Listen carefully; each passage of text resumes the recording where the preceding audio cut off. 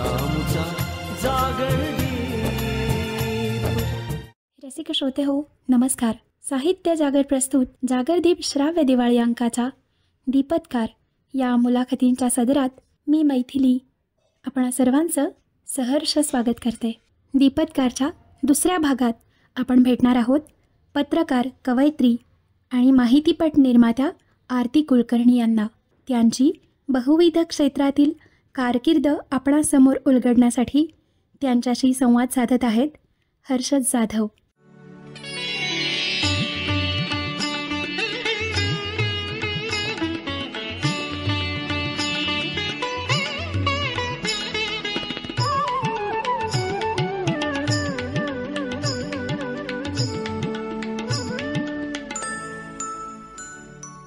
नमस्कार श्रोते हो, जागरदीप श्राव्य दिवाळी अंकाच्या दीपत्कार सदरात आपलं मनपूर्वक स्वागत. आज दीपत्कार मध्ये आपल्यासोबत आहेत सुप्रसिद्ध न्यूज अँकर, पत्रकार, कवयित्री, माहितीपट निर्मात्या आणि सर्वात महत्वाचं म्हणजे पर्यावरणाविषयी अत्यंत जागरूक असलेल्या आणि वन्यजीव संरक्षण संवर्धन या क्षेत्रात कार्यरत असलेल्या आरती कुलकर्णी. आरती, खूप खूप मनापासून स्वागत जागतिक श्राव्य दिवाळी अंकात. नमस्कार. आणि हा दिवाळी अंक आहे, तेव्हा दिवाळी अंकाच्या निमित्ताने आणि दिवाळीच्या निमित्ताने आपण संवाद साधतो आहोत, तेव्हा दिवाळीच्या खूप खूप सदिच्छा तुला. बरोबर, तुम्हाला सगळ्या मित्रमैत्रिणींना सुद्धा दिवाळीच्या खूप खूप शुभेच्छा. आजच मी 6 ठिपक्यांची रांगोळी काढली हर्षद, आणि मला तुमच्या सगळ्यांची खूप आठवण आली, कारण 6 ठिपक्यांच्या लिपीमध्येच तुम्ही व्यक्त होता, वाचता, बोलता. त्याच्यामुळे या 6 ठिपक्यांच्या रांगोळीसह आणि आकाश कंदिलाच्या उजेडामध्ये ही मुलाखत मी तुला देते. क्या बात आहे. म्हणजे एक चांगला योग किंवा चांगलं नेपथ्य जमलंय असं आपण म्हणूया या मुलाखतीचं. आणि महत्वाचं सांगितलंस, तो आवर्जून सांगितलंस की 6 ठिपक्यांची रांगोळी आणि त्याचं ब्रेलशी असलेलं 6 टिंबांचं नातं हे खूप महत्वाचं आहे. मला आठवतंय आरती की काही वर्षापूर्वी आम्ही याच साहित्य जागरच्या ब्रेल जागर महोत्सवात 6 जानेवारीच्या निमित्ताने, जेव्हा पत्रकार दिनही असतो आणि लुई ब्रेल यांचा स्मृती दिनही असतो, त्या निमित्ताने आपण एक कार्यक्रम केला होता आणि त्यात तू पत्रकार म्हणून तुझी कविता दिली होतीस आणि आमच्या एका मैत्रिणीने ती वाचली होती. त्याची या निमित्ताने आज आठवण झाली. आर्थिक गणपतीपुळ्यासारख्या अत्यंत निसर्गरम्य अशा कोकणातल्या एका गावात तुझा जन्म झाला किंवा तुझं बालपणही तिथेच गेलं असं मला माहिती आहे. तर हे गणपतीपुळ्यातलं जे बालपण आहे आणि तिथली म्हणजे जर तुझी शाळाही तिथे झाली असेल तर ते सगळं जे वातावरण तू अनुभवलंस त्याविषयी सुरुवात केली तर मला वाटतं तुलाही आनंद होईल आणि तू जास्त मोकळेपणाने हा संवाद साधू शकशील असं मला वाटतंय. तर गणपतीपुळ्याविषयी आधी बोलूया आणि मग आपण पुढे जाऊया. बरोबर. हर्षद, तू आता गणपतीपुळ्याचा उल्लेख केलास. मी कामाच्या निमित्तानं मुंबईत राहत असले तरी मनाने मी गणपतीपुळ्यालाच असते, आणि गणपतीपुळ्याचा समुद्र, डोंगर, खाडी, तिथली झाडं, असा एक विराट निसर्ग जो आहे तो मी माझ्या मनात घेऊनच वावरत असते. आणि तू आता उल्लेख केलास की मी पर्यावरण पत्रकार आहे, पर्यावरण संरक्षण, वन्यजीव संवर्धन हा माझा ध्यास आहे, तर त्याचा उगम गणपतीपुळ्यातच झाला असं मला वाटतं. गणपतीपुळ्याच्या निसर्गाने, तिथल्या वातावरणाने मला घडवलं. त्याबरोबरच गणपतीपुळ्याच्या जवळ मालगुण हे जे गाव आहे, कवी केशवसुतांचं जन्मस्थान आहे, तर मालगुणच्या शाळेने सुद्धा मला खूप काही दिलं. आणि आज मी जे काही पत्रकारितेमध्ये करतेय, न्यूज अँकर म्हणून किंवा माहितीपट निर्माती म्हणून मी माझं जे करिअर घडवू शकले, ते सगळं मला शाळेने दिलं असं मला वाटतं. आमच्या शाळेमध्ये जशा कोकणातल्या शाळा असतात, अभ्यासाबरोबरच खूप साऱ्या ऍक्टिव्हिटीज असतात. अगदी सामाजिक कार्यामध्ये भाग घेतला जायचा, त्याचबरोबर सांस्कृतिक कार्यामध्ये सुद्धा आमचा अगदी हिरिरीने सहभाग असायचा. खेळ, विज्ञान, साहित्य, संगीत, कुठलंही असं फील्ड नव्हतं की ज्याच्यामध्ये मला माझ्या शाळेने पुढे नेलं नाही, विकसित केलं नाही. त्यामुळे शाळेचे मी खूप आभार मानते. आणि गणपतीपुळ्याचे तर अर्थातच खूप खूप आभार. मी कोविडच्या काळामध्ये जेव्हा गणपतीपुळ्याला राहिले तेव्हा मी तिथे पुन्हा एकदा गणपतीपुळे नव्यानं बघितलं, कोविडच्या काळातली पत्रकारिता सुद्धा केली, आणि माझी जी जाणीव आहे ती आणखीन विकसित झाली, प्रगल्भ झाली असं मला वाटतं. पण तुझ्या बालपणीतलं गणपतीपुळे आणि आजचं म्हणजे जेव्हा कोविडच्या काळात तू जाऊन तिथे राहिलीस काही काळ, त्या गणपतीपुळ्यात निश्चित एक फरक जाणवत असेल, तुला बदल जाणवत असेल. हो, तर हो. तो कसा, म्हणजे त्याकडे कसं बघतेस तू? बरोबर. तेव्हा हर्षद गणपतीपुळा ना खूप टुमदार होतं. म्हणजे हं, हं. आमची शाळा असायची, गावातले सगळे लोक असायचे. आम्ही दिवाळी असो, कोजागिरी पौर्णिमा, दसरा, गणपती उत्सव असं सगळं साजरं करायचो. तेच गणपतीपुळे मला आठवतं. आता हं, हं. गणपतीपुळे सगळ्यांना आपल्याला माहितीये की महत्वाचं पर्यटन केंद्र आहे. त्याच्याबरोबर स्वयंभू गणेशाचं मंदिर तिथे आहे. त्यामुळे प्रत्येकालाच गणपतीपुळ्याला एकदा तरी जायचं असतं. हं, तिथे हं. एमटीडीसीचं रिसॉर्ट आहे, हो. जिथे माझे बाबा काम करायचे. आता ते हो. रिटायर झाले. तर गणपतीपुळे हे पर्यटन क्षेत्र पहिल्यापासूनच आहे आणि आता तर अगदी देशभरातले पर्यटक, आंतरराष्ट्रीय स्तरावरचे पर्यटक तिथे येत असतात. त्यामुळे हं, एक हं. व्यावसायिक रूप नक्की आलंय गणपतीपुळ्याला. पण मी आता तुला कोविडच्या काळातलं गणपतीपुळे जेव्हा सांगत होते, तेव्हा हं, हं. पुन्हा एकदा नव्याने मी ते गणपतीपुळे अनुभवलं आणि कितीही बदल झाले तरी तिथला डोंगर, समुद्र अजूनही तसेच आहेत. क्या बात आहे. आणि ते तसेच राहावेत अशी आपण आजच्या दिवाळीच्या निमित्ताने नक्कीच अपेक्षा बाळगूया हो, किंवा हो. सदिच्छा व्यक्त करूया की कोकण जसा आहे तसा किमान आता उरलाय तसा तरी किमान पुढे राहावा. खरंय, खरंय. आपण तुझ्या पुढच्या कारकिर्दीकडे वळूया. हं. म्हणजे गणपतीपुळ्यासारख्या खेड्यातून पुढे मुंबई सारख्या शहरात येणं आणि पत्रकारितेचं क्षेत्र निवडणं हे हं. कसं घडलं? म्हणजे तुझं शाळा तुझी गणपतीपुळ्यात किंवा माळगुंदा झाली असेल, पण हं. मग महाविद्यालयीन शिक्षण कुठे झालं आणि पत्रकारितेकडे वळावं असं का वाटलं? किंवा हो. हेच मनात होतं की आणखी काही करायचं होतं पण अपघाताने इथे आलीस, असं काय झालं नेमकं? हो. छान प्रश्न आहे. गणपतीपुळ्याला जेव्हा मी होते किंवा गणपतीपुळे, मालगुंड ही जी सगळी पंचक्रोशी आहे, तिथल्या शाळेचा मी उल्लेख केला. हं, माझी हं. आई शिक्षिका आहे आणि अच्छा. त्यामुळे ती सतत घरामध्ये पुस्तकं आणत राहायची. वाचनालय आमचं चांगलं होतं आणि जसं हं, मी हं. उल्लेख केला, की सामाजिक जाणीवा माझ्या शाळेमध्येच खूप विकसित झालेल्या होत्या. त्यामुळे हं. असं नेहमी वाटायचं, की काहीतरी आपण समाजासाठी करावं. म्हणजे हा हं, खूप हं. मोठा शब्द झाला, पण हं, सामाजिक हं. जाणीवा जपणारं क्षेत्र असावं, असं मला नेहमी वाटायचं. ओके. 10वी नंतर मी 11वी-12वीला नाशिकला गेले माझ्या काकांच्याकडे शिकायला कॉलेजमध्ये आणि तिथे ओके. मी 11वी-12वी सायन्स केलं आणि नंतर अच्छा. मात्र मी पुण्याला फर्ग्युसन कॉलेजला आर्ट्सला प्रवेश घेतला आणि अरे तिथे बापरे! खऱ्या अर्थाने माझ्या करिअरची सुरुवात झाली असं मला वाटतं.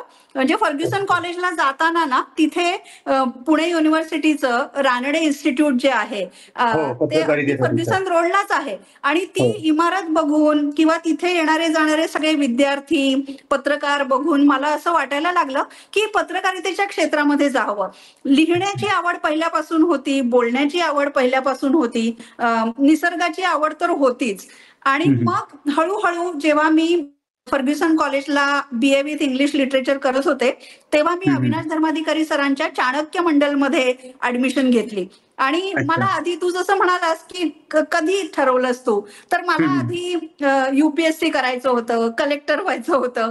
हं, हं, तुला हं, हं. माहितीये की गावामधल्या प्रत्येक हुशार मुलाला सुरुवातीला हो. कलेक्टर व्हायचं असतं. हो, म्हणजे तर एम-पी-एस-सी तरी करायचंच असतं. हां. बरोबर. तर तसं मग स्पर्धा परीक्षांमध्ये जावं म्हणून मी खरं तर चाणक्य मंडलला गेले आणि हं, तिथे हं. मला कळलं, की यूपीएससी, एमपीएससी करण्याच्या आधी एक हं, हं. फाउंडेशन कोर्स आहे अविनाश धर्माधिकारी सरांनी डिझाइन केलेला. त्याच्यामध्ये अच्छा. तुम्हाला कोणत्याही क्षेत्रात जरी जायचं असेल, तरी त्या क्षेत्रासाठी आवश्यक असणारी कौशल्य, शिक्षण तुम्हाला त्या कोर्समध्ये दिलं जातं. चाणक्य मंडलच्या फाउंडेशन कोर्सला असताना 2 पत्रकार आमच्याशी बोलायला आले होते. ज्येष्ठ पत्रकार आनंद आगाशे होते आणि त्यांनी पत्रकारिता हे क्षेत्र कसं आहे हे सांगितलं आणि हं, हं. त्याच सेशनमध्ये मला कुठेतरी जाणीव झाली, की आपण पत्रकारितेमध्ये जायला पाहिजे आणि रानडे इन्स्टिट्यूट तर होतच. मग मी bachelors of communication and journalism म्हणजे BCJ ला ऍडमिशन घेतली रानडे इन्स्टिट्यूटला आणि मग तिथून पत्रकारितेची सुरुवात झाली.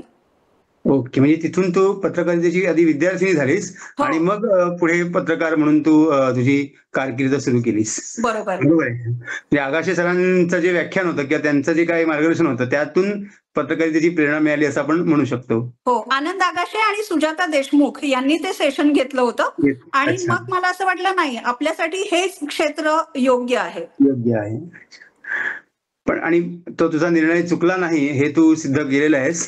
तर हो, त्या सगळ्या त्याचं वाटचाली श्रेय पूर्णपणे रानडे इन्स्टिट्यूटला जातं हर्षद. कारण अगदी. तिथे ज्या पद्धतीचा जर्नलिझमचा कोर्स डिझाईन केलेला आहे किंवा हं, ज्या हं. पद्धतीचे फॅकल्टी आहेत, हं, गेस्ट हं. येतात. म्हणजे मला आठवतं आमच्याकडे अगदी शरद पवार पण आले होते एकदा आणि आम्ही अच्छा. त्यांच्याशी थेट पत्रकार नसताना म्हणजे पत्रकारितेचं शिक्षण घेत असताना त्यांची मुलाखत आम्ही घेतली होती. क्या बात है! राज ठाकरे आले होते. अच्छा. नंतर कुमार केतकरांची मुलाखत मी पहिल्यांदा पत्रकार या नात्याने तिथे घेतली क्या आणि बात है! प्रिंट मीडिया, इलेक्ट्रॉनिक मीडिया तेव्हा तर डिजिटल मीडिया नव्हता. पण नव्हता. हो. प्रिंट आणि इलेक्ट्रॉनिक मध्ये आम्हाला पूर्णपणे सक्षम करण्यामध्ये रानडे हं, हं. इन्स्टिट्यूटचा खूप महत्वाचा वाटा आहे.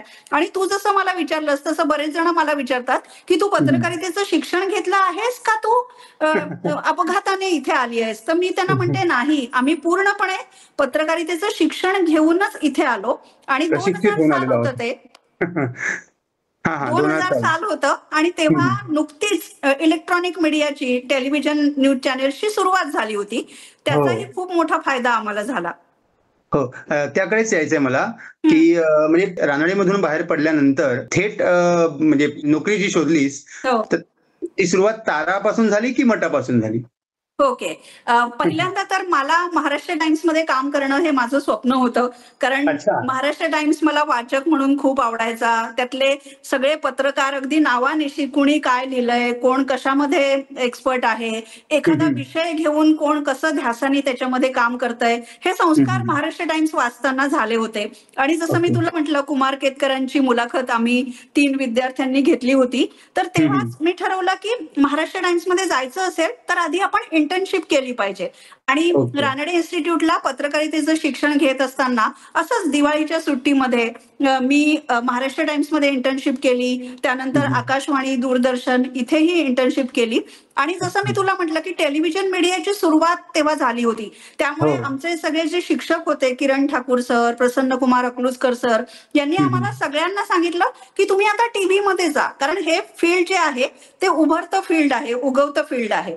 आणि हं. मग हे संधी तारा असतील बघ. मराठीला तारा मराठीसाठी मी मुलाखत दिली आणि तिथे माझी अच्छा. निवड झाली आणि हं, मग मी हं. पहिल्यांदा कामाच्या निमित्तानं मुंबईमध्ये हं. आले. अच्छा. त्यावेळी तू पहिल्यांदा मुंबईमध्ये आलीस. हो. म्हणजे गणपतीपुळ्यानंतर नाशिक, मग पुणे आणि मग तिथून मुंबई. हो. असा एकूण तुझा इंटर्नशिपच्या वेळी काही दिवस मी होते मुंबईमध्ये आणि आकाशवाणी तेव्हाच आणि मला मुंबई दूरदर्शन. खूप आवडली होती. अरे वाह! मुंबई आवडली होती म्हणणारे मग म्हणजे असतातही आणि नसतातही दोन्ही आहेत. मला मुंबईचं स्पिरिट खूप आवडलं होतं. म्हणजे अगदी. शिकावं तर पुण्यात आणि काम करावं तर मुंबईत असं मला वाटत मुंबईत. होतं.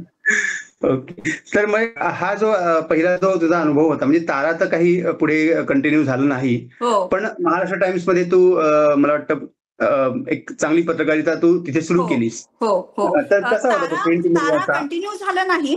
तारा एक वर्षभर चाललं.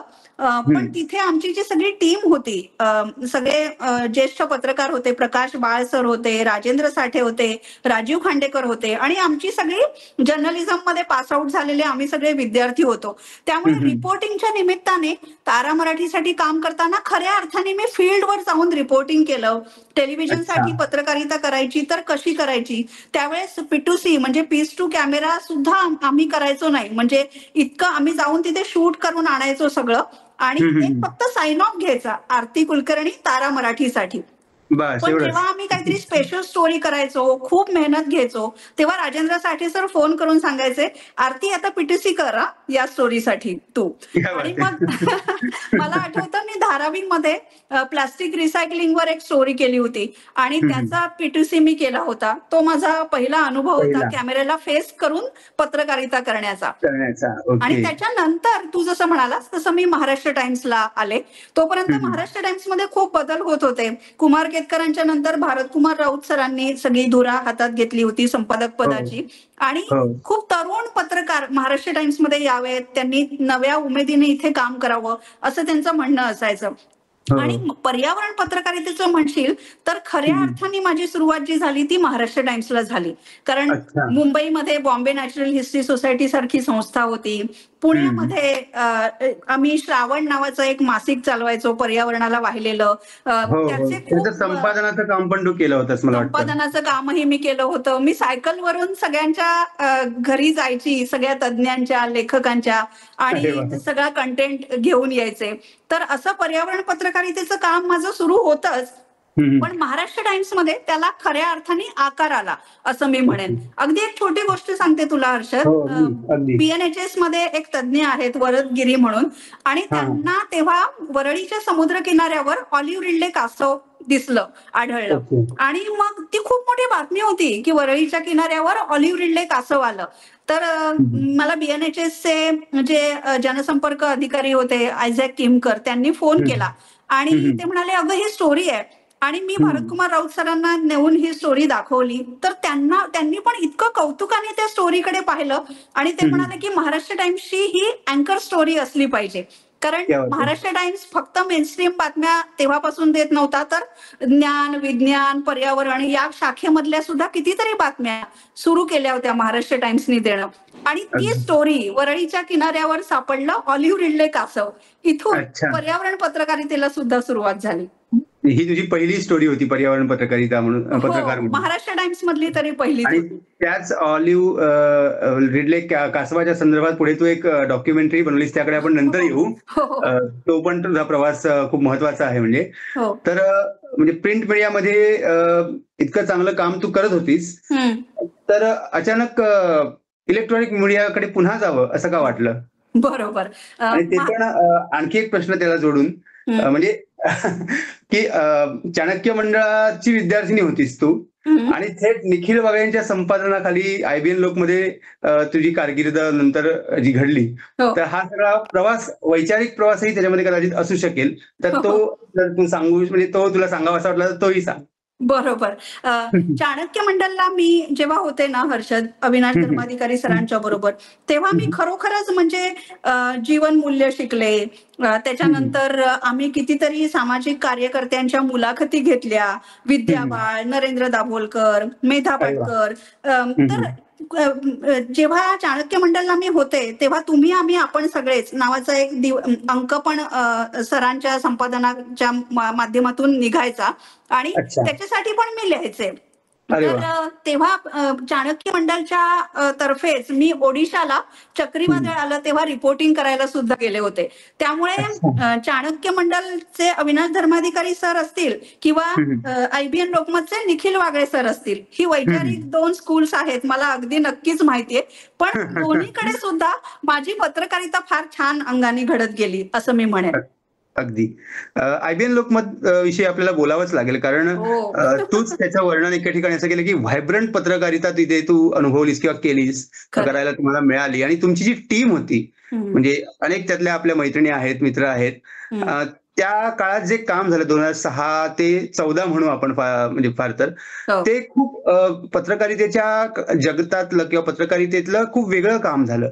तर त्याविषयी जरा थोडं विस्ताराने सांग. म्हणजे मला आठवतंय की निखिल वागळे सरांसोबत प्राईम टाइमला अँकरिंग करणं ही काही फार सोपी गोष्ट नक्कीच नसेल. तर तो अनुभव कसा होता तुझा एकूण अँकरिंगचा असेल, आणि नंतर तू रिपोर्टाचंही केलीस, त्याकडेही येऊ आपण.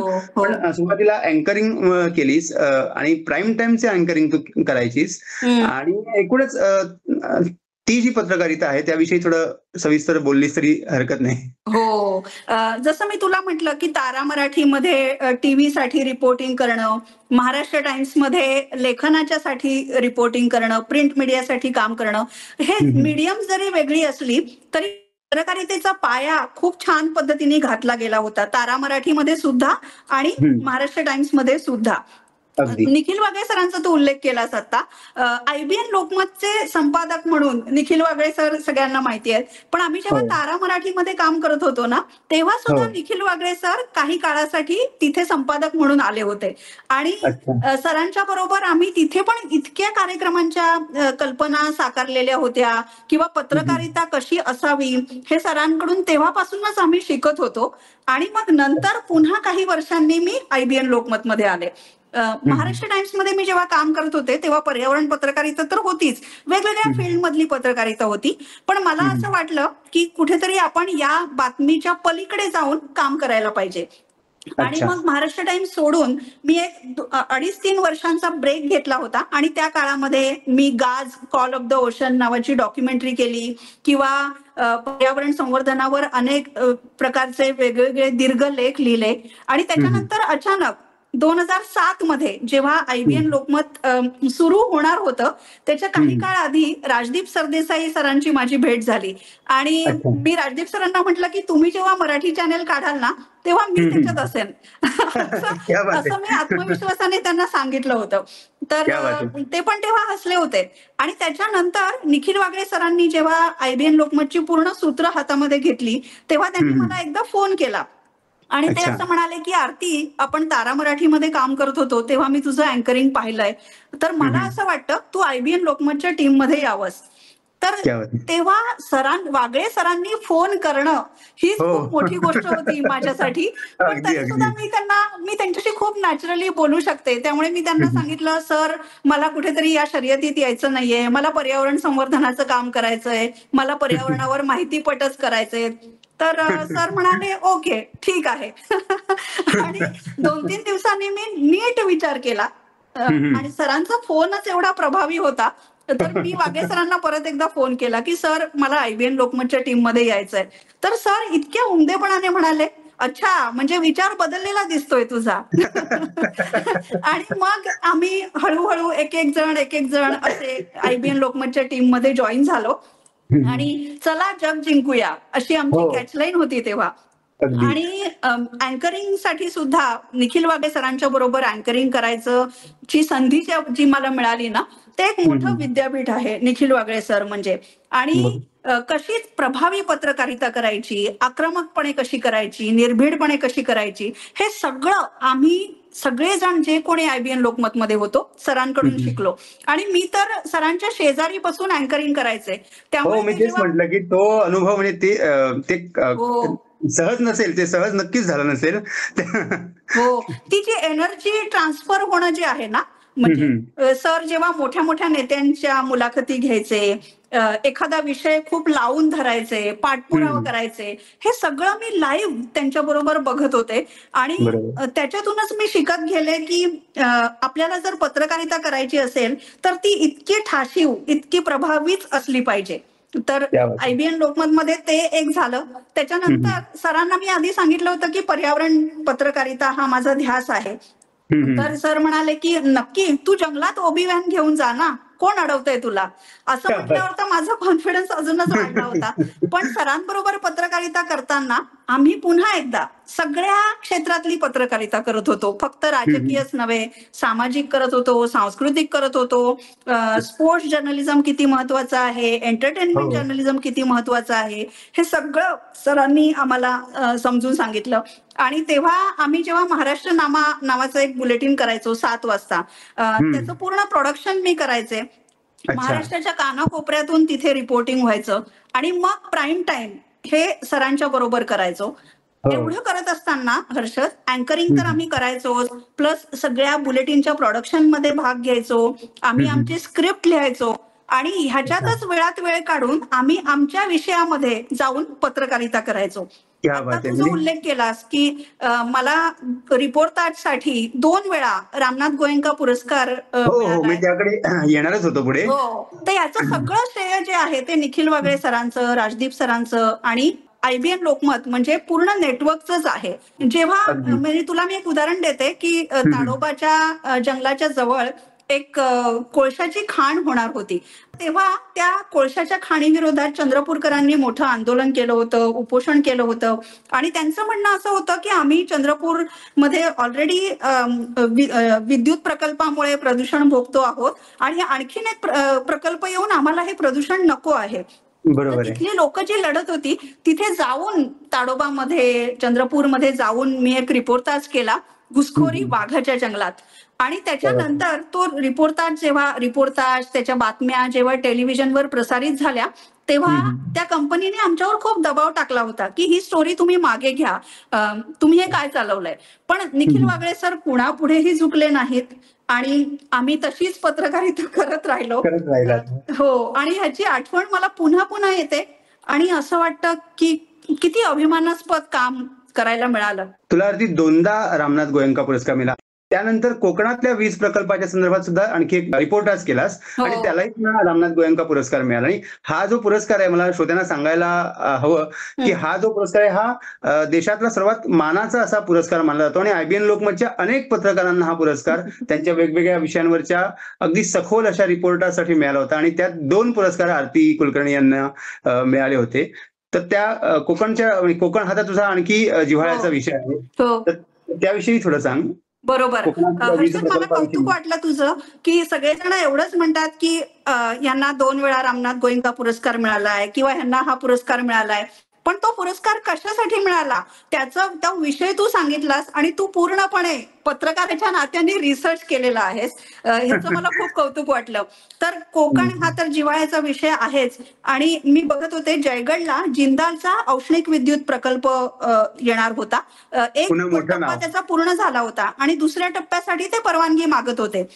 तर तिथे सुद्धा औष्णिक विद्युत प्रकल्पामुळे नेमकं काय तिथल्या पर्यावरणावर परिणाम होतो, कोकणच्या आंबा उत्पादनावर कसा परिणाम झाला, तिथल्या विहिरी कशा प्रदूषित झाल्या, लोकांच्या जीवाशी कसा खेळ केला गेला, हे सगळं आम्ही त्या कंपनीमध्ये जाऊन सगळ्यांच्या समोर आणलं होतं. आणि त्याच्यानंतर त्या कंपनीला प्रदूषण रोखणारी यंत्रणा त्यांच्या प्रकल्पामध्ये बसवावी लागलेली होती. त्यामुळे अवॉर्ड तर मिळालंच, पण एक काम जे आहे, जो विषय आहे, तो तडीला नेल्याचं समाधान खूप मोठं आहे. पण हे म्हणजे हे जे यश आहे हे खूप महत्वाचं यश आहे की केवळ बातमी देऊन थांबणं अशी पत्रकारिता अनेकदा आपण अनुभवतो. म्हणजे आपण एखादी स्टोरी ऐकतो आणि पुढे त्याचं काय होतं हे कधीच कोणाला कळत नाही. पण तुमच्या काळातल्या ज्या अनेक गोष्टी अशा मला माहिती आहेत की ज्या तुम्ही लोकांनी लावून धरल्या आणि त्यातून काहीतरी आउटपुट निघालं. म्हणजे ते प्रकल्प एकतर रद्द तरी झाले, त्या प्रकरणांवर काहीतरी सुनावण्या झाल्या, काही ना काहीतरी त्याच्यातून मार्ग निघाले. जसं पहिला प्रकल्प मला आठवतं की तो रद्दच झाला. म्हणजे ताडोबातला जो प्रकल्प होता तो तुमच्या सगळ्या या रिपोर्टाजमुळे आणि स्टोरीजमुळे तो रद्द झाला. आणि दुसऱ्या प्रकरणात प्रदूषणाशी संबंधित ज्या काही प्रिकॉशन्स घ्यायला हव्यात किंवा जे काही व्हायला हवं ते होण्याच्या दृष्टीने सकारात्मक अशी घडामोड घडली किंवा सकारात्मक गोष्ट घडली. तर हे पण खूप महत्वाचं आहे ना की केवळ आम्ही हे केलं असं नाही, त्याचा फीडबॅक आहे किंवा त्याचं काहीतरी आउटपुट तुम्हाला मिळालेलं आहे. आणि तुम्हाला म्हणजे ते एकूण त्या जनतेला मिळालं. म्हणजे तुझे म्हणाले की सामाजिक एक दायित्व किंवा सामाजिक जबाबदारी म्हणून या क्षेत्रातलं जे येणं आहे ते मला वाटतं इथे सार्थकी लागलं असं म्हणायला काही हरकत नाही. बरोबर. तू जसं उल्लेख केलास की एक इम्पॅक्ट आहे त्याचा. आणि सगळ्यात महत्वाचं पत्रकाराचं काम हेच आहे ना की चांगली स्टोरी करणं आणि अवॉर्ड मिळवणं हे ठीक आहे, तुम्ही तुमच्या करिअरमध्ये तुमची प्रेरणा म्हणून ते काम करतं. पण चंद्रपूरच्या लोकांनी आंदोलन केलं, त्यांचा आवाज मीडियाने उचलून धरला, कोकणातले लोक औष्णिक प्रकल्पाविरुद्ध लढत होते, त्यांचा आवाज महाराष्ट्राच्या स्तरावर, राष्ट्रीय स्तरावर, आंतरराष्ट्रीय स्तरावर मीडियाच्या मुळे पोचला, याचं समाधान खूप मोठं आहे. आणि अवॉर्ड मिळो न मिळो, तू जसं म्हणालास तसं कितीतरी महाराष्ट्रातले विषयच नव्हे तर देशभरातले विषय, आंतरराष्ट्रीय स्तरावरचे विषय आम्ही खूप प्रभावीपणे लावून धरले. आणि निखिल वागळे सर जसं म्हणतात की पत्रकार हा एक प्रकारे ऍक्टिव्हिस्ट पण असला पाहिजे, काही पद्धतीने आक्रमक सुद्धा असला पाहिजे आणि अचूक रिपोर्टिंग त्यांनी केलं पाहिजे, लोकांचा आवाज मांडला पाहिजे. हे सगळं आम्ही करू शकलो. अगदी. आणि अर्थातच तुम्हाला तशी म्हणजे तसा बॅकअप होता. राजदीप सर असतील, निखिल सर असतील किंवा एकूणच तुमची त्यावेळीची जी सगळी मॅनेजमेंट असेल त्यांनी ते बळ पुरवलं. त्यावेळी दर्डा म्हणजे जे मालक आहेत तेही तुमच्या सोबत होते, त्यामुळे हे सगळं शक्य झालं असं आपण म्हणू शकतो. आरती, आपण पुढे जाऊया मला वाटतं, कारण IBN लोकमत हा विषय न संपणार आहे. त्याविषयी आपण कितीही बोलत राहिलो. आणि आमची IBN लोकमतची टीम मिळून आम्ही सगळेजण अजूनही म्हणतो नाही आपण एकत्र येऊन काहीतरी करायला पाहिजे. इतकी वर्ष झाली, आपण गप्प का आहोत? तर पुन्हा एकदा तू मला आवाज मिळवून दिलास ते सगळी भावना मांडण्यासाठी. हो, नाही म्हणजे अलकाची मुलाखत जेव्हा मी घेतली होती तेव्हा तिनेही हीच भावना व्यक्त केली होती की त्या काळात जे आम्ही केलं ते आज होण्याची गरज होती खरं म्हणजे. माझी सहकारी अलका दुबकर. हो. आपण पत्रकारितेमध्ये तू IBN लोकमत तुम्ही सगळ्यांनी जेव्हा सोडलं आणि तू BBC मराठीकडे गेलीस, म्हणजे मुंबईत आलीस, म्हणजे कोकणातून नाशिक, नाशिकमधून पुणे आणि पुण्यातून मुंबईत आलीस, पण त्यातून मुंबईतून थेट तू उडालीस आणि दिल्लीमध्ये गेलीस. आणि बीबीसी मराठीवर सुद्धा अँकरिंगही केलंस आणि पत्रकारिताही केलीस, रिपोर्टिंगही केलंस. तर तो बीबीसी मराठीतला अनुभव कसा होता? कारण तेव्हा ते नव्याने सुरू झालेलं होतं मला वाटतं मराठी बीबीसी. हो. कसं आहे ना हर्षात, की IBN लोकमतचं नंतर न्यूज 18 लोकमत झालं म्हणजे. आणि आम्ही न्यूज 18 लोकमतवर जगाच्या पाठीवर नावाचा एक कार्यक्रम करायचो. दर शनिवारी तो कार्यक्रम असायचा. तू सुद्धा बऱ्याच वेळा उल्लेख करतोस त्याचा.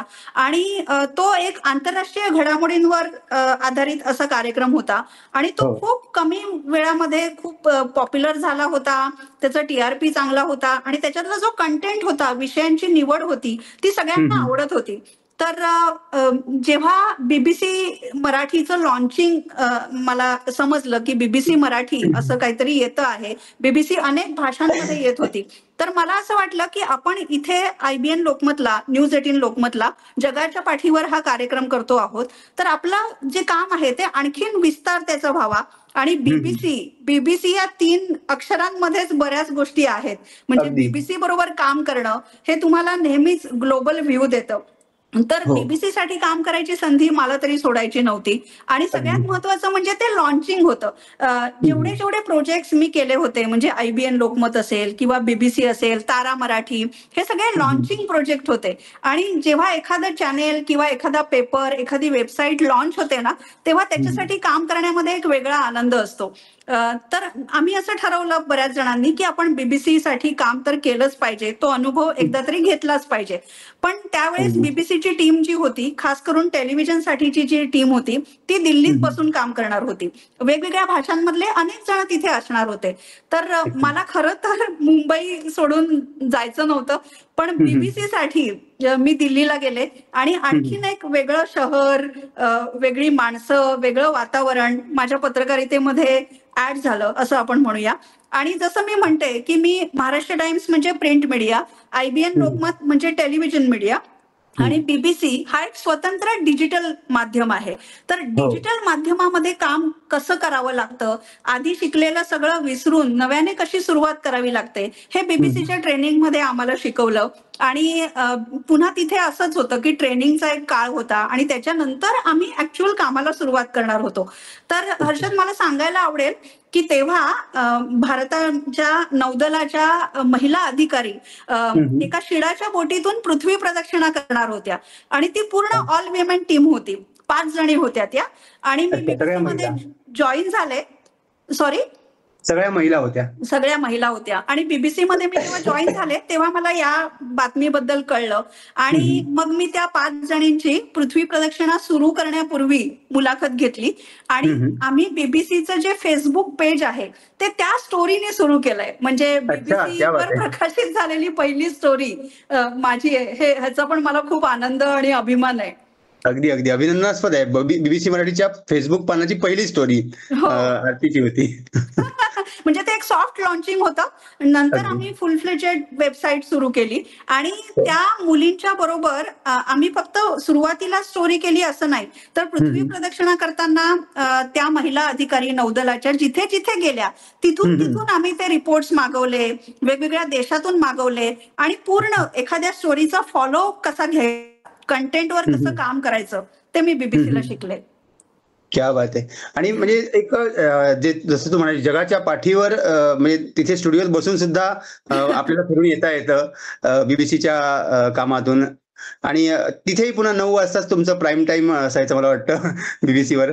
हो, ऍक्च्युली कसं झालं की बीबीसीला आम्ही पुन्हा एकदा लेखनाकडे खूप वळलो. म्हणजे वेबसाईटचं लॉन्चिंग होतं. आणि त्याच्यामुळे आम्ही स्टोरीज लिहायचो, त्याच्यामध्ये फोटो असायचे, ग्राफिक्स असायचं, सगळंच असायचं, व्हिडिओ असायचा. म्हणजे आमची पोस्टच मल्टीमीडिया जर्नलिस्ट अशी होती. म्हणजे तुमची एखादी स्टोरी असेल तर ते स्टोरी टेलिंग तुम्ही वेगवेगळ्या माध्यमातून कसं करता. म्हणजे मग वेबसाईटसाठी तुम्ही त्याच्यावर एक लेख लिहा, त्याच्यानंतर जाऊन एक व्हिडिओ करून या, तो टीव्हीवर प्रसारित होईल.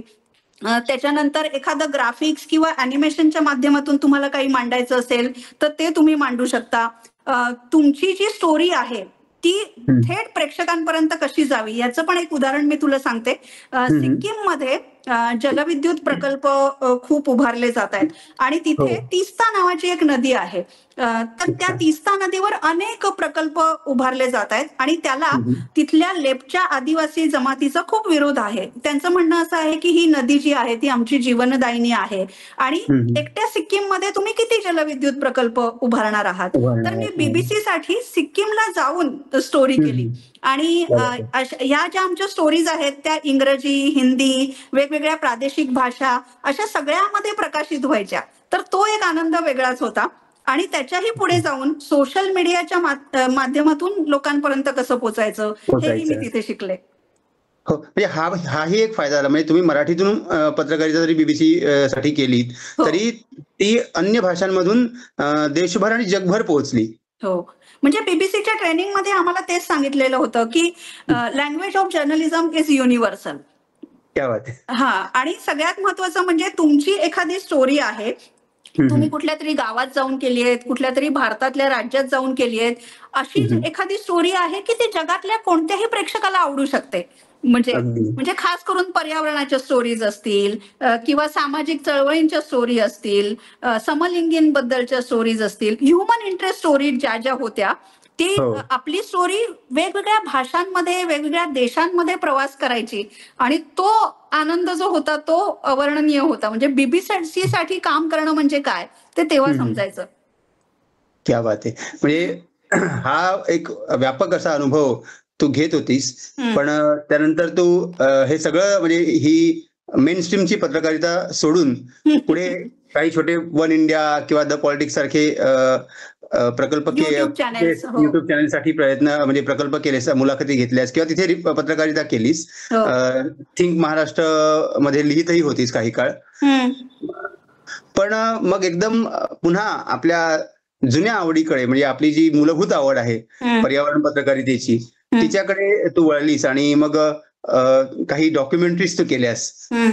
5 की 6 डॉक्युमेंटरीच्या नावावर आहेत आणि पुन्हा त्यात एक डॉक्युमेंटरी मला आठवते की नाईल नदीवरची, म्हणजे इजिप्त मधल्या नाईल नदीवरची जी एक डॉक्युमेंटरी आहे, तर ती म्हणजे ते इथे पुन्हा का असं वाटलं. आणि ही नाईल नदीवरची डॉक्युमेंटरी असेल, किरण पुरंदरेंबरोबरची डॉक्युमेंटरी असेल, किंवा पश्चिम घाटाचा जो प्रश्न खूप वर्ष, पश्चिम घाट आपण ऐकतोय, माधव गाडगिळे सरांचं नाव आपण ऐकतो आहोत. त्या पश्चिम घाटावरची ही तुझी डॉक्युमेंटरी खूप इन्फॉर्मेटिव्ह आहे म्हणजे ती. आणि पुढे चंद्रभागा नदीच्या संदर्भातली केलीस, जिचा उल्लेख तू केलास ती गाजची डॉक्युमेंटरी आणि आपल्या कासवाच्या संदर्भातली डॉक्युमेंटरी. तर हा जो डॉक्युमेंटरीजचा जो प्रवास आहे किंवा हे जे माहितीपट निर्मितीचं जे काम आहे तुझं, तर त्याविषयी थोडं आपल्या सगळ्या श्रोत्यांना सांग की हे सगळं का करावं असं वाटलं आणि त्यातली आव्हानं काय होती. बरोबर हर्षद, आपण जेव्हा मी आता तुझ्याशी बोलतेय तेव्हा अनेक विषय निघतायत आपले आणि एक काळाचा मोठा पट आहे खरं तर. तर तू जसं म्हणालास तसं मेनस्ट्रीम पत्रकारितेतून तू पुन्हा एकदा इकडे वळलीस, खरं आहे. तू म्हणशील तसं माझी ओळख काय आहे, तर ती पत्रकार हीच माझी ओळख आहे. म्हणजे कोणत्याही विषयाला मी भिडते ते पत्रकाराच्याच नजरेतून, मी जगते तेही पत्रकाराच्याच नजरेतून असं मला वाटतं. त्यामुळे पर्यावरण पत्रकारिता हे त्याचं एक एक्सटेन्शन आहे, ती माझी पॅशन आहे. आणि मेनस्ट्रीम पत्रकारिता तर मी करतेच आहे, जी डिजिटलच्या माध्यमातून करते. पण माहितीपटाचा किंवा डॉक्युमेंटरीचा तू विषय काढलास तर माझी काही जणांसाठी माझी तीच ओळख आहे खरं तर. तर जसा मी उल्लेख केला की मी IBN लोकमतला जॉईन होण्याच्या पूर्वी गाज ऑल ऑफ द ओशन नावाची डॉक्युमेंटरी केली होती आणि त्याच्या आधी मी कोकणाच्या वन्यजीवनावर एक प्रदीर्घ लेख साप्ताहिक सकाळमध्ये लिहिला होता. त्याच्यानंतर मायरानांवर लिहिला होता. तर असे अनेक विषय माझ्या डोक्यात ऑलरेडी होते की ज्याच्यावर मी खूप रिसर्च केला होता, लिहिलं होतं, संशोधन केलं होतं, सगळं केलं होतं. जेव्हा गाज केली तेव्हा एक तारा मराठीचा व्हिज्युअल मीडियाचा अनुभव सोडला तर माझ्याकडे तसा अनुभव नव्हता. पण मला काय सांगायचं होतं ते माझ्या मनामध्ये पक्क होतं. गाजच्या वेळेला मी मालवणमध्ये गेले आणि मालवणचं जे टोपीवाला हायस्कूल आहे तिथल्या मुलांशी मी संवाद साधला आणि त्या शाळकरी मुलांबरोबर मी ती डॉक्युमेंटरी केली. त्याचं आणखीन एक वैशिष्ट्य असं की समुद्राखालचं जे जीवन आहे, अंडर वॉटर जे आहे, ते आम्ही पहिल्यांदाच कोकणामध्ये चित्रित केलं. क्या बात आहे. त्याच्यानंतर डॉल्फिन्स असतील, सह्याद्री निसर्ग मित्रनं केलेलं कासव संवर्धनाचं काम असेल, समुद्री गरुड संवर्धनाचं काम असेल, हे सगळं त्याच्यामध्ये आम्ही घेतलेलं आहे. आणि समुद्री गरुड पण असतात म्हणजे समुद्री गरुड असतात, हो. म्हणजे अच्छा. आपण सीगल्स म्हणतो ना, तर Seagulls, हा, हा. सीगल्स कसे असतात की ते थोडेसे कबुतरांसारखे पांढरे पक्षी असतात, जे थव्यानी आपल्याला हिवाळ्यामध्ये दिसतात. पण हो, समुद्री हो. गरुड म्हणजे सी ईगल, जो खूप अच्छा, थोडे sea असे eagle. पंख असतात त्याचे पांढरे शुभ्र, आणि त्याची भरारी बघणं हा एक विस्मयकारी अनुभव आहे. म्हणजे कोकणामध्ये कोकणाच्या समुद्राचा सरखेल असंच म्हणूया आपण समुद्री गरुडाला. तर आम्ही डॉल्फिन्स दाखवले त्याच्यामध्ये, समुद्री गरुड, त्याची घरटी, त्याची पिल्लं दाखवली, कासवं समुद्र किनाऱ्यावर कशी येतात ते दाखवलं. त्याच्यानंतर समुद्री पाकोळ्यांची तस्करी कोकणामध्ये सुरू होती, त्यावर सह्याद्री निसर्ग मित्र काम करत होतं. आणि प्लस अंडर वॉटर वर्ल्ड, जे वन्यजीव संशोधक आहे सारंग कुलकर्णी, त्यांनी ते सगळं चित्रित केलं जाऊन. असा एक कोकणचा खजिना आम्ही त्याच्यामध्ये दाखवला. आणि ती खरं तर माझी सुरुवात होती. त्याच्या documentary. आधी एक थोडंसं मी तुला सांगेन की हो, हो. शेक्रू वन्यजीव संवर्धन संस्था अशी माझी हो, एक मी नंतर संस्था आहे. त्याकडे येणार होतो. तू ती 2005 साली स्थापन केली आहे. हो, तर शेक्रूचा प्रवास म्हणजे शेक्रूची ती पहिली डॉक्युमेंटरी. ओके. आणि मग त्याच्यानंतर हळूहळू पुढे तू आता पश्चिम घाटाचा उल्लेख केलास, तर नातं हो. पश्चिम घाटाशी अशी माझी हो. एक डॉक्युमेंटरी आहे, की जी 6 राज्यांमध्ये जाऊन आम्ही त्याचं चित्रीकरण केलेलं आहे, वेगवेगळ्या सीझन मध्ये केलेलं आहे. पश्चिम घाट हा जैवविविधतेच्या दृष्टीनं अत्यंत महत्वाचा असा भाग आहे. हिमालयापेक्षा सुद्धा प्राचीन असा पश्चिम घाट आहे. जंगलं, त्यातली जैवविविधता, त्याच्यातली वनसंपदा, त्यातले प्रश्न, असं सगळं आम्ही त्याच्यामध्ये मांडलं. आणि पर्यावरण पत्रकार म्हणून त्या डॉक्युमेंटरीला मी सामोरी गेले. त्याच्यानंतर तू जो उल्लेख केलास नाईल, तर इजिप्त मधली नाईल नदी आपण सगळ्यांनी लहानपणापासून ऐकलेलं असतं की नाईलला इजिप्तची जीवनदायिनी का म्हणतात. तर लहानपणापासून मला कुठेतरी त्या नदीबद्दल खूप उत्सुकता होती. आणि अशी एक नदी आहे की जी 11 देशांमधून जाते. म्हणजे नाईल दक्षिणेकडून उगम पावून आफ्रिकेमध्ये उत्तरेकडे भूमध्य समुद्राला मिळते. आणि नाईलचं आपल्याला माहितीये की नाईलच्या काठी संस्कृती उभी राहिली, माणूस शेती करायला शिकला, कागदाची निर्मिती त्यांनी तिथे केली. असं खूप मोठं नाईलचं योगदान आपल्या पूर्ण जीवनामध्ये आहे. तर मला कुठेतरी आंतरराष्ट्रीय स्तरावर सुद्धा जाऊन काम करायचं होतं आणि मला ही संधी महत्वाची वाटली. आणि म्हणून मी इजिप्तला 15 दिवस जाऊन आम्ही सगळं चित्रीकरण केलं आणि जन्नते नाईल या लघुपटाची निर्मिती केली. आणि नंतर इंडिया बाय द नाईल असा फेस्टिवल होता कैरोमध्ये, त्या फेस्टिवलमध्ये सुद्धा ही डॉक्युमेंटरी दाखवली गेली. क्या बात आहे. म्हणजे आंतरराष्ट्रीय पातळीवरची पत्रकारिता सुद्धा म्हणजे बीबीसीच्या माध्यमातून केलीच, पण या डॉक्युमेंटरीच्या माध्यमातून सुद्धा एक जगाचा पट उलगडण्याचं एक छोटंसं काम का होईना पण त्या निमित्ताने झालं. बरोबर. जसं मी म्हटलं की पत्रकारिता ही युनिव्हर्सल आहे. म्हणजे तू सुद्धा पत्रकार आहेस, मी पत्रकार आहे. त्यामुळे आपण जेव्हा बोलतो ते जर स्टोरी टेलिंग चांगलं असेल, ती स्टोरी जर तेवढी प्रभावी असेल तर ती युनिव्हर्सल असते. तसंच नाईलच्या बाबतीत मध्ये सुद्धा झालं. आणि एक मला सांगायला आवडेल की इजिप्तचे राष्ट्राध्यक्ष सिसी जेव्हा भारत दौऱ्यावर आले होते तेव्हा पंतप्रधान नरेंद्र मोदींच्या कार्यालयातून मला त्या शिष्टमंडळासाठी आमंत्रित करण्यात आलं होतं.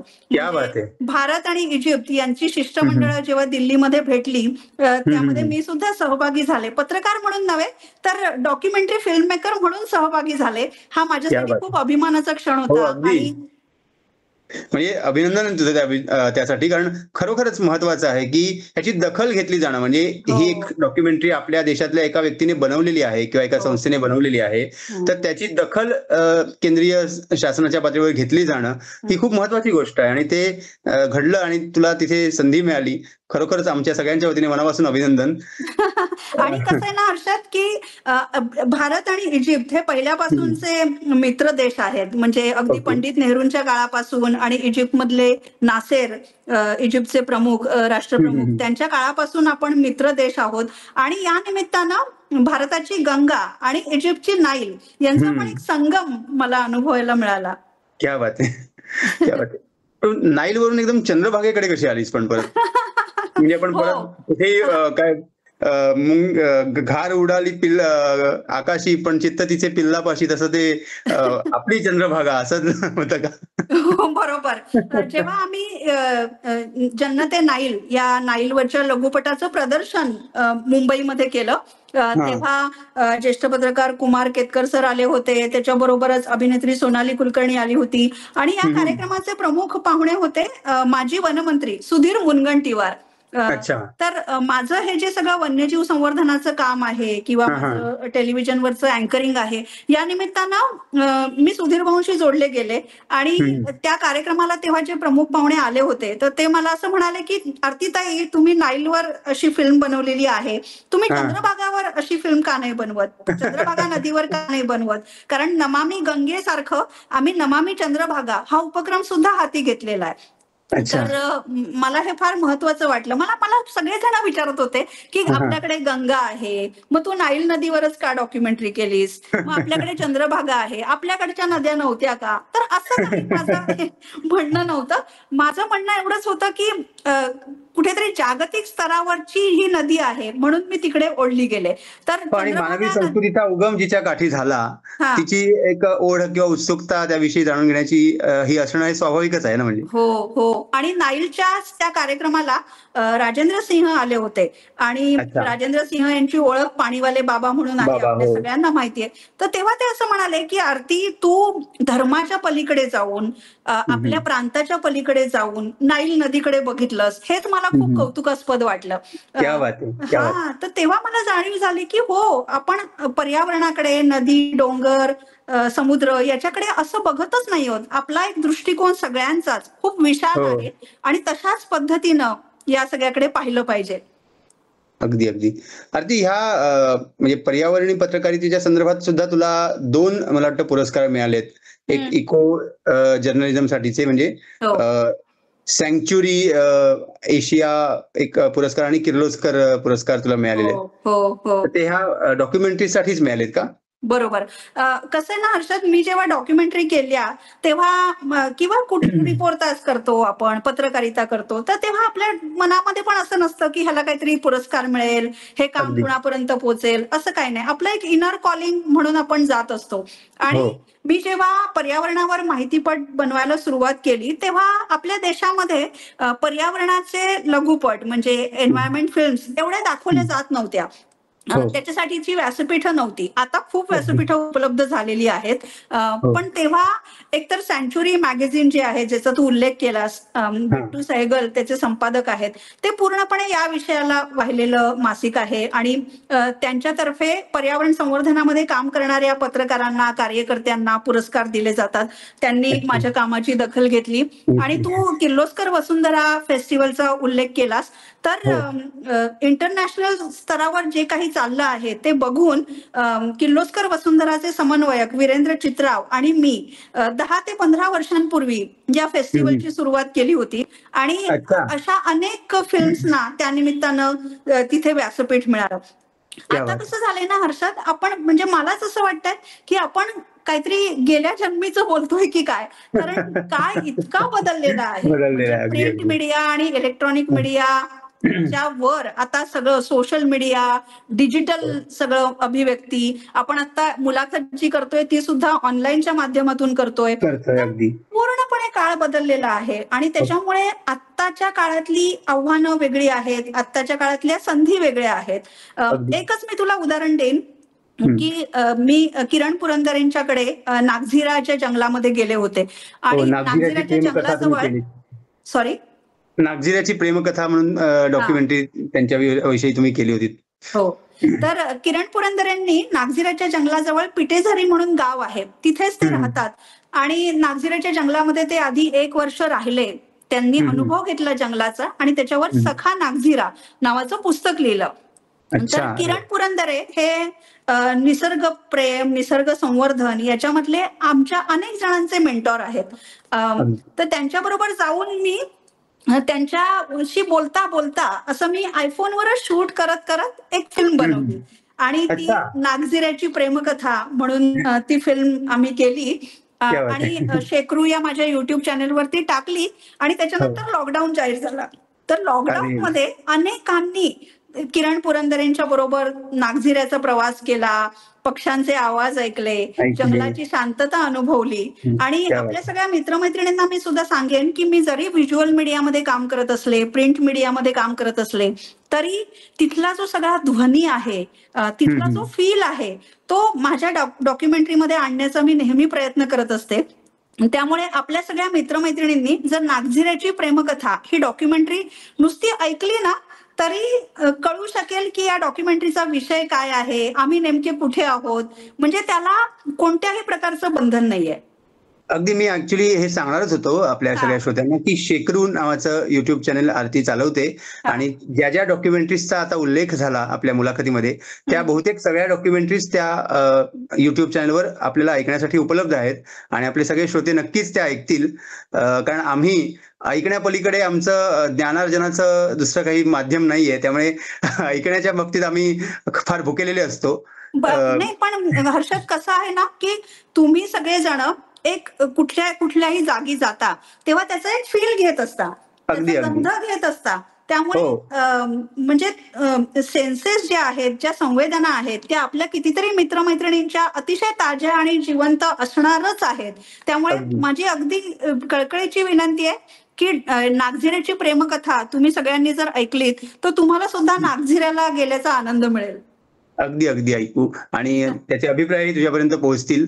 आरती, किरण पुरंदरे हे जसे तुझे मेंटॉर आहेत तसं तू म्हटली होतीस की मारुती चित्तमपल्ली यांच्यासारखं सुद्धा तू म्हणजे यांच्यासोबत सुद्धा तू काम केलंयस आणि त्यांनी जे अनुभव घेतले, वेगवेगळे जे अनुभव निसर्गाशी एकरूप होण्याचे म्हणा किंवा निसर्ग जाणून घेण्याचे म्हणा, तर तसे अनुभव तूही घेतलेस. म्हणजे एका ठिकाणी मला तर त्याचं नाव आठवत नाही, पण तिथे जाऊन चित्तमपल्ली सर राहिले होते, तिथे तूही जाऊन राहिली होतीस आणि त्यांच्यासोबत सुद्धा तू त्यांचीही मुलाखत मला वाटतं तू घेतलेली आहेस. हो हर्षद, मला इतकं कौतुक वाटतंय की तू इतका रिसर्च केलेला आहेस माझी मुलाखत घेताना. म्हणजे कधी कधी पत्रकार म्हणून मी सुद्धा कमी रिसर्च करते की काय असं मला वाटायला तुझं ऐकून. पण तू मारुती चित्तमपल्लींचा उल्लेख केलास. तसंच पश्चिम घाटाच्या बाबतीत माधव गाडगीळ जे पर्यावरण तज्ज्ञ आहेत, त्यांचं मार्गदर्शन मला मिळालं होतं. आणि मारुती चित्तमपल्ली हा आपल्या मराठी जनांच्या अगदी जिव्हाळ्याचा विषय आहे. म्हणजे आपल्या शाळेमध्ये त्यांचे धडे असायचे, आपण त्यांच्याबद्दल ऐकलेलं आहे, त्यांची भाषणं ऐकलेली आहेत, जंगल कसं वाचायचं हे आपण त्यांच्याकडून जाणून घेतलेलं आहे. तर नागझिऱ्याचा मी आता उल्लेख केला तसं महाराष्ट्रामध्ये नवेगाव पक्षी अभयारण्य आहे आणि या पक्षी अभयारण्यामध्ये मारुती चित्तमपल्ली हे ज्येष्ठ वनाधिकारी होते, वरिष्ठ वनाधिकारी होते. आणि त्यांनी त्या जंगलामध्ये जे अनुभव घेतले ते त्यांनी लिहिलं होतं. आणि आमच्या शाळेमध्ये 9वीला त्यांचा एक धडा होता. माधवराव पाटील हे जे नवेगावचे एक गार्डियन म्हणूया आपण, नवेगावच्या जंगलाचे पालक, त्यांच्या बरोबर त्यांनी जंगल कसं पाहिलं ते त्यांनी लिहिलं होतं.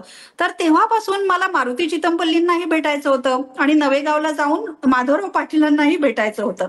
तर मी मारुती चित्तमपल्लींच्या मार्गदर्शनामुळेच तिथे गेले आणि माधवराव पाटलांच्या वाड्यामध्ये मी 8 दिवस राहिले. आणि माधवराव पाटील, त्यांचा मुलगा, त्यांचा नातू यांच्याबरोबर आम्ही जंगलात जायचो आणि मग जंगलातून वारुळावर उगवलेल्या भूछत्र्या घेऊन यायचो, भाजी करायचो, बांबूच्या कोंबांची भाजी करायचो, वेगवेगळे पक्षी बघायचो, त्यांच्या आवाजावरून ओळखायचो, गव्यांचे कळप जायचे. हे सगळं चित्तथरारक जंगल जे आहे पावसाळ्यातलं ते मी पाहिलं. आणि मग साप्ताहिक सकाळच्या दिवाळी अंकामध्ये मी त्याच्यावर एक लेख लिहिला होता, यांचं रक्तच हिरवं नावाचा. आणि मग त्याच्यानंतर हळूहळू त्या लेखनातून पुढे पुढे मी गेले. मग मारुती चित्तमपल्लींशी वेगवेगळ्या विषयांच्या माध्यमातून पत्रकारितेच्या निमित्ताने अनेक वेळा संवाद व्हायचा. आणि जेव्हा मारुती चित्तमपल्ली अगदी त्यांच्या शेवटच्या काळामध्ये सोलापूरला त्यांच्या घरी राहायला आले त्यांच्या कुटुंबाबरोबर, तेव्हा मी सोलापूरला जाऊन पुन्हा एकदा दादांना भेटले आणि त्यांची मी मुलाखत घेतली. त्यांच्या सोबत त्यांची पुस्तकं वाचून पाहिली, उतारे वाचून पाहिले आणि त्यांच्या संशोधनाबद्दल सुद्धा माहिती घेतली.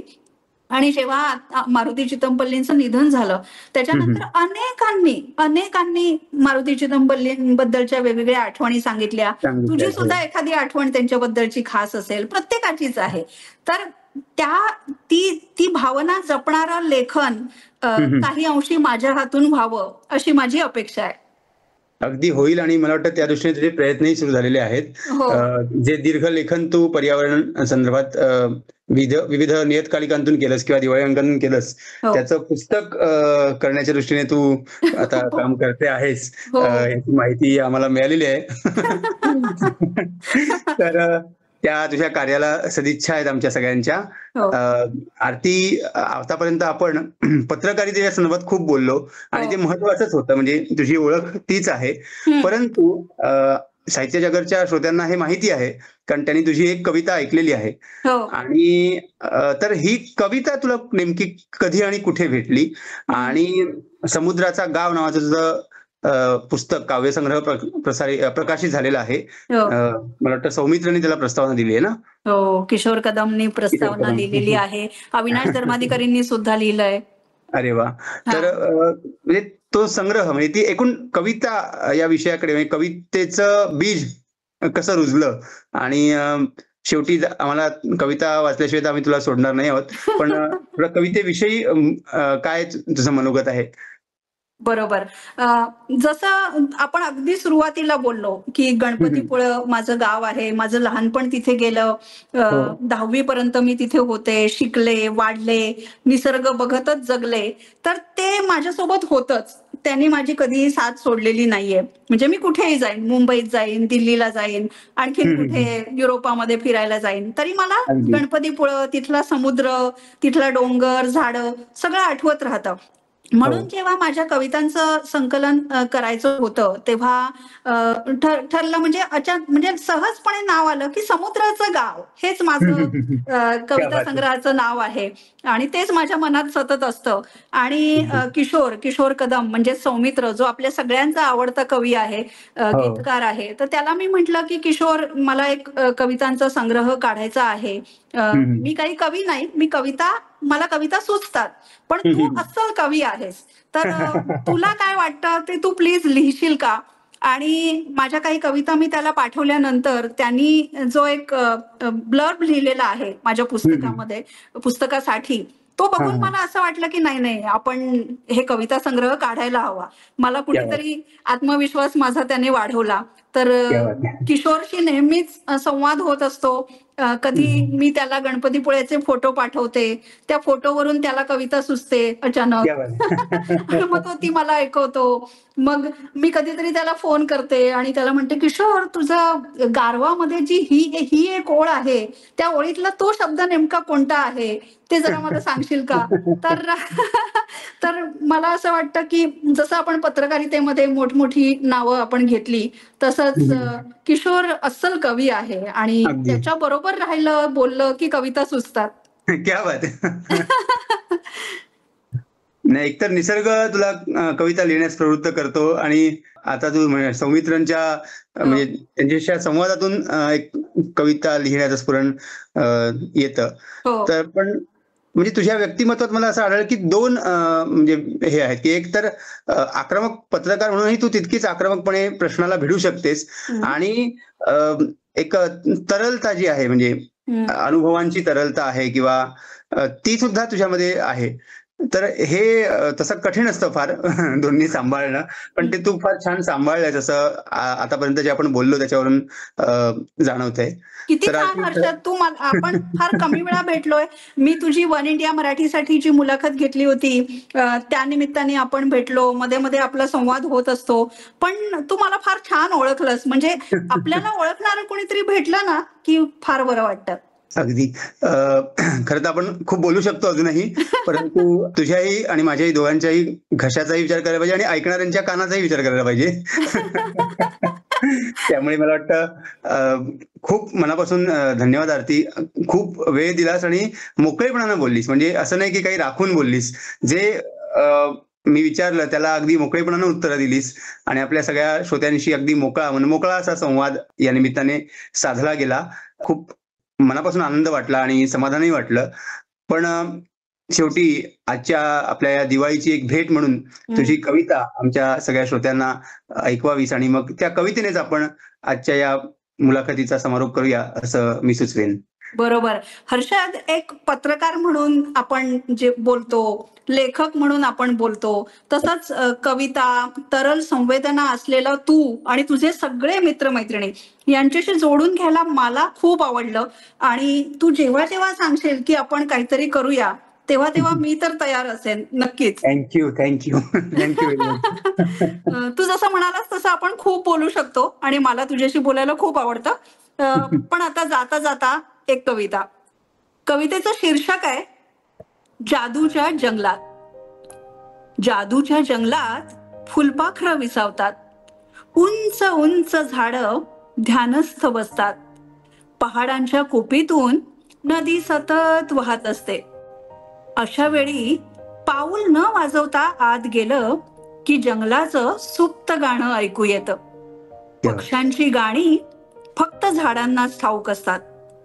पक्ष्यांची गाणी फक्त झाडांनाच ठाऊक असतात. आपले सूर विसरून त्यांच्याशी एकतान झालं तर त्या गाण्यांनाही स्पर्श करता येतो. जंगलात झुळूझुळू वाहणाऱ्या ओढ्याच्या काठानं चालत चालत आपण बाहेर येतो. गूढ गाभाऱ्यातून लख्ख उजळणारी एक वाट दिसू लागते. वाटेच्या टोकावर एक चांदणी चमकत असते. त्या उगवत्या क्षणी आपण कोण असतो, मागे राहिलेलं जंगल आपलं कोण असतं, तेव्हा उमगतं असं ओळख न सांगता नातं सांधणं फक्त जंगलालाच जमू शकतं. क्या बात आहे. मस्त. तर आज या निमित्ताने साहित्य जागरशी तुझे जे ऋणानुबंध जुळलेले आहेत ते असेच राहतील याची मला खात्री आहे. आणि आपण पुन्हा वेगवेगळ्या निमित्ताने भेटत बोलत राहूच. आज या मुलाखतीसाठी मनापासून धन्यवाद. तू दिलेला इतका मोठा वेळ. आणि एक सांगायचंय हर्षद, वेळ देणं वगैरे असं तर अजिबातच औपचारिक तू बोलू नको, कारण हा मैत्रीचा संवाद आहे. आणि मला तुमच्या सगळ्यांना प्रत्यक्ष भेटायला आवडेल. मला एक डॉक्युमेंटरी अशीही करायची आहे आपल्या सगळ्या मित्रमैत्रिणींबरोबर, की जे निसर्ग तसा पाहू शकत नाहीत पण ज्या संवेदना आहेत, पक्ष्यांची गाणी ऐकल्यावर त्यांना काय वाटतं, झाडाच्या पानांना स्पर्श केल्यावर काय वाटतं, पाण्याचा जो खळाळ असतो, ओढा असतो, त्याच्यात हात धरल्यावर काय वाटतं, मला नक्की जाणून घ्यायला आवडेल. अगदी करूया. म्हणजे हा एक वेगळा उपक्रम ठरेल किंवा वेगळी डॉक्युमेंटरी होईल. आणि आमचं जे काम आहे की समाजाला अंधांच्या सगळ्या जाणीवांप्रती संवेदनशील करणं किंवा जागरूक करणं, यासाठी ही तुझी जी कन्सेप्ट आहे, ही संकल्पना जी आहे खूप महत्वाची ठरेल, मोलाची ठरेल. आपण नक्की हे करूया. खूप खूप धन्यवाद. तुझा जागर